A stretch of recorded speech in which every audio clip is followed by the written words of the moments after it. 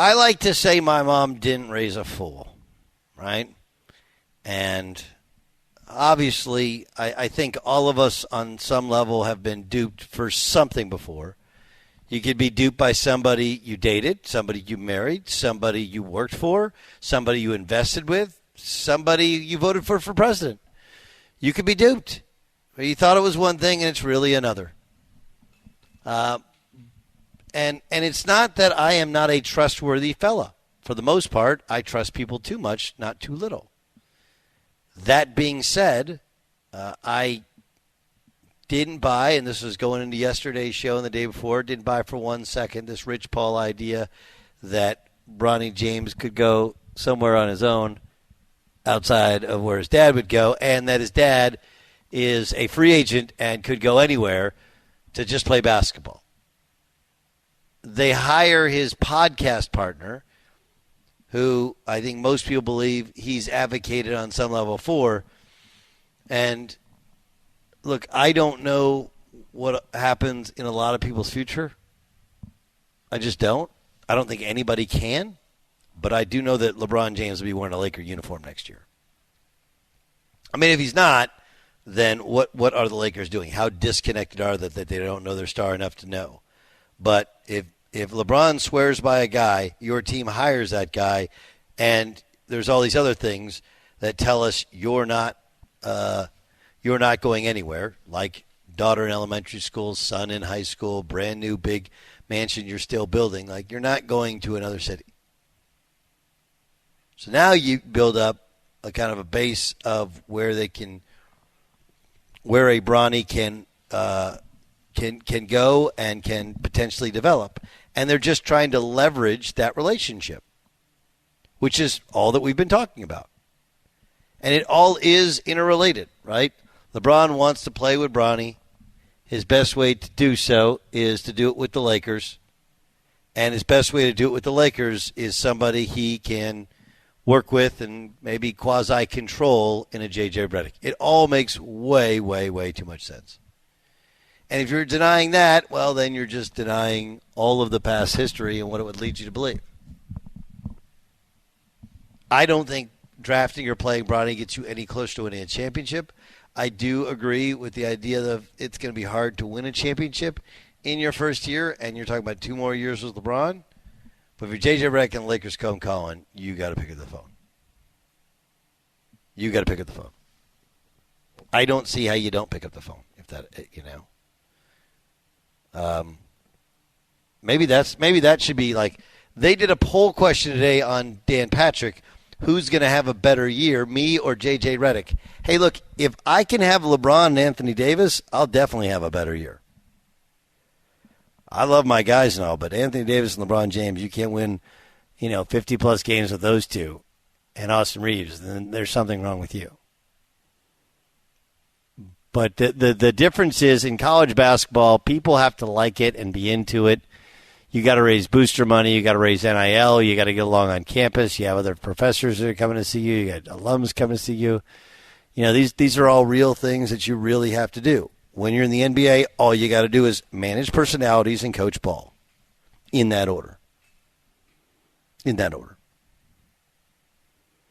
Will it succeed or will it fail? I guess part of it is, what do you determine to be success? What do you determine to be a failure? And then we don't know what his team fully looks like.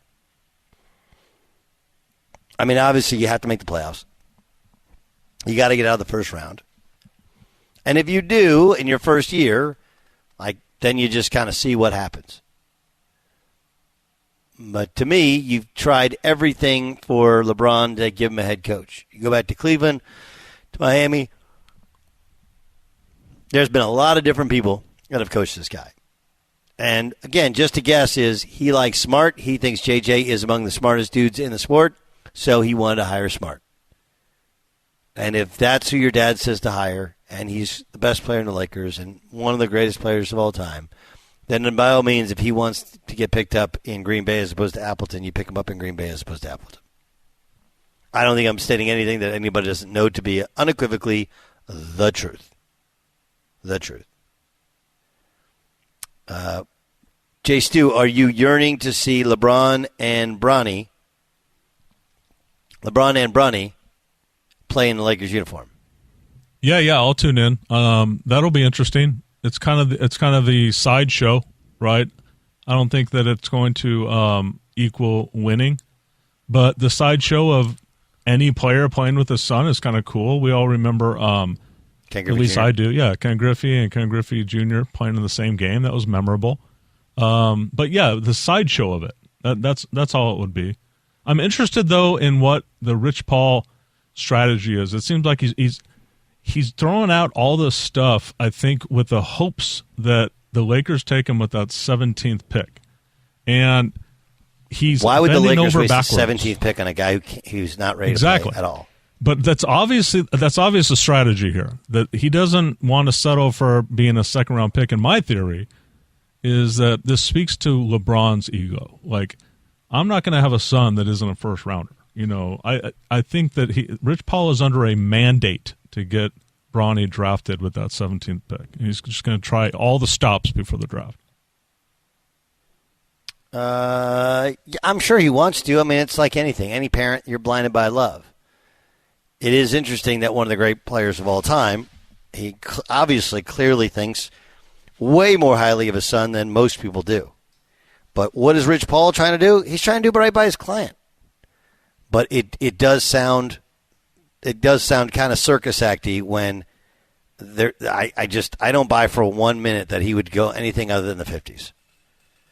And, oh, yeah, by the way, they basically said, hey, it's not a package deal. If it's not a package deal, why would you draft Bronny James? Makes no sense. Yes, I was Sam. All right, back to JJ Redick for a moment. Darvin Ham's two teams both went to the playoffs, including his first year to the conference finals. Where does that set the expectations for you with JJ Redick? The same place as those two teams. I mean, you got to get to the playoffs. You have LeBron James, you have Anthony Davis. If they're healthy, they got to be in the playoffs. No question. If they're healthy, if those two are healthy, you got to be in the playoffs. How far you go in the playoffs? Again, and maybe this doesn't matter to the masses, but I mean, you'll be able to know by watching them play how they're coached. I don't think it's rocket science. There's no rocket scientists on the sideline. Is it similar to me? Is it the same as me? It's similar. You know, JJ wasn't he was in the NBA a lot longer than I played professional basketball. And if you play in the NBA 82 games for these good coaches, you learn a ton of different sets and whatever. And, you know, finding your own coaching voice and your own coaching strategy and how you do things. Like, remember, I have coached 1,000 AAU games, and I've coached other games with professionals before, so I do have some sense of dealing with it. Now, he's played in NBA games, and he has a different skill set there. But it's not an impossible task. It's just you're going to have to learn a lot. And you have 82 games. And remember, you're still coaching LeBron James and Anthony Davis, and they're the Lakers, so you get everybody's best game, and everybody's going to want to run it up on you. There's a lot of challenges there. A lot of challenges. You know what I find interesting is just the comparison of the two head coaching moves that were made in the NBA this week, where you have the worst team in the NBA and the most storied franchise in the NBA making two moves that are completely opposite of each other in so many different ways.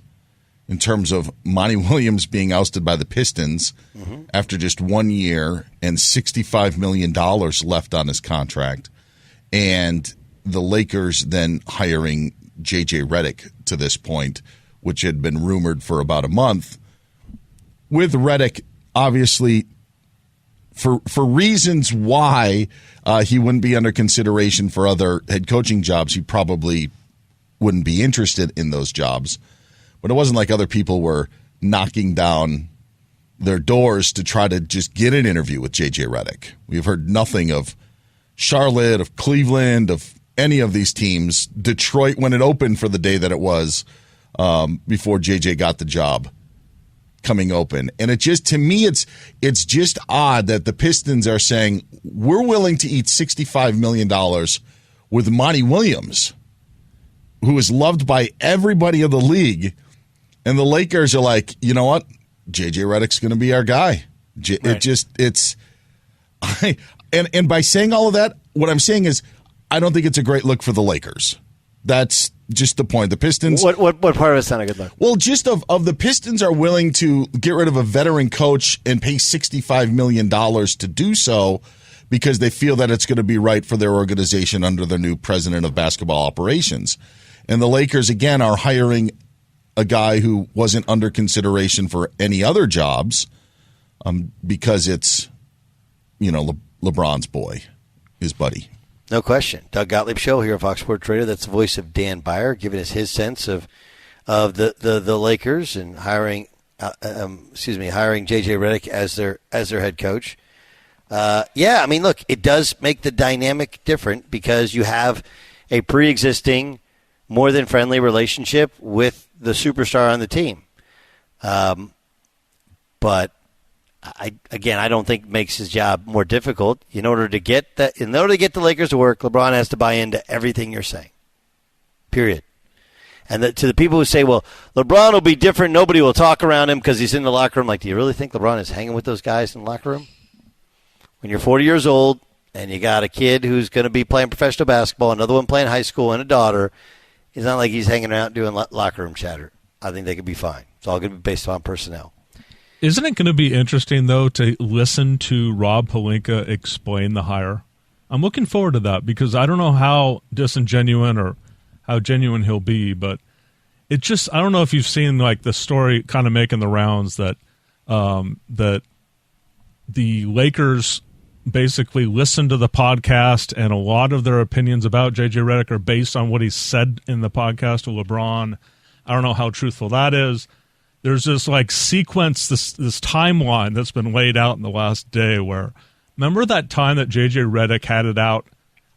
He was talking to Stephen A. and he's like, I do a video on Zion online and I get like 10,000 views and then I go off on Doc Rivers and I get millions of views. Do people really want to be educated about the sport? A week later, he and LeBron have a deal for a podcast. Then they start talking inside basketball, and then there's that clip that we've played on this show a couple times where JJ Redick basically says, has anybody ever sat you down and talked about shooting and analytics? And LeBron's like, hell no. I want Pelinka to tell us that this just wasn't him listening to Redick do a podcast with LeBron.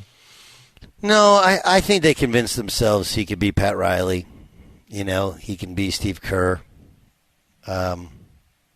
I think it's a bit of a stretch, but I'm definitely willing to hear it out. So I think that's going to be interesting. I don't know if it was because of listening to a podcast as much as the overwhelming support of Pod and the thought that here's a brilliant basketball mind and that'll be easy. But, yeah, it's going to be fascinating. I do think I could get you 5 minutes on his calendar. My boss, you get 5 minutes on the calendar and see what he thinks if you like after the show.